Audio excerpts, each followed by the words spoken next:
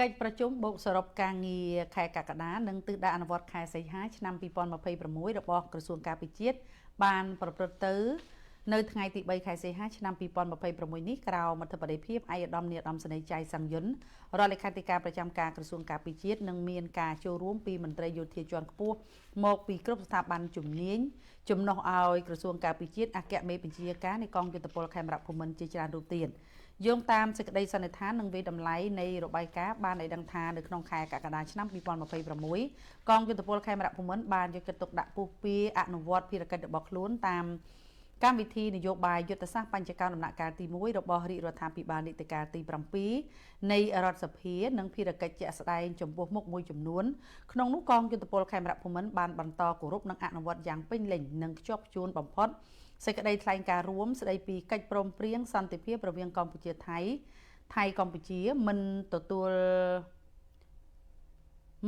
លស្គាល់ដាច់ខាតចំពោះការកែប្រែព្រំដែនណាមួយដែលកើតចេញពីការវាយប្រហារកាន់កាប់ដោយខុសច្បាប់ពីកងទ័ពថៃទន្ទឹមនឹងនេះបានធ្វើល្បាតជាប្រចាំតាមតំបន់ព្រំដែនក្នុងភូមិសាស្ត្រទទួលខុសត្រូវរៀងៗខ្លួនសរុបចំនួន1591លើកព្រំដែនកម្ពុជាថៃ734លើកកម្ពុជាវៀតណាម627លើកកម្ពុជាឡាវ230លើកដើម្បីតាមដានត្រួតពិនិត្យគ្រប់គ្រងសភាពការនិងទប់ស្កាត់បទល្មើសគ្រប់ប្រភេទនៅតាមតំបន់ព្រំដែនកងយុទ្ធពលខេមរៈភូមិន្ទបានម្ចាស់ការនិងសហការជាមួយអាជ្ញាធរមានសមត្ថកិច្ចគ្រប់ជាន់ថ្នាក់និងបណ្ដាស្ថាប័នរាជរដ្ឋាភិបាលពាក់ព័ន្ធនានាធ្វើការបង្ការទប់ស្កាត់និងបង្ក្រាបសកម្មភាពបដល្មើសគ្រប់ប្រភេទនិងភាពអនាធិបតេយ្យផ្សេងៗក្នុងនោះមានទាំងសកម្មភាពកាប់ទន្ទ្រានកាន់កាប់ដីខុសច្បាប់បំផ្លិចបំផ្លាញធនធានធម្មជាតិនេសាទខុសច្បាប់កិច្ចពន្ធជួញដូរប្រើប្រាស់គ្រឿងញៀនសកម្មភាពឆបោកតាមប្រព័ន្ធបច្ចេកវិទ្យាដោយសម្រេចបាននូវលទ្ធផលល្អ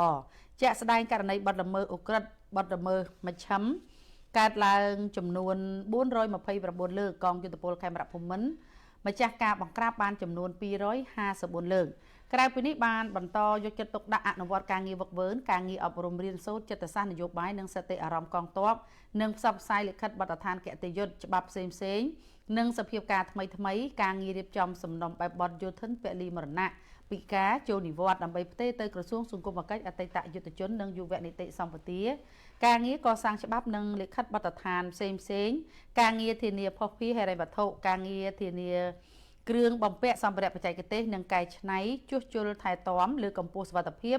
គុណភាពគ្រឿងបំពាក់ការងារលើកម្ពស់សុខុមាលភាពកងទ័ពនិងគ្រួសារការងារគ្រប់គ្រងនិងធានាដល់ការប្រើប្រាស់បណ្ដាញទំនាក់ទំនងបញ្ជូនសារ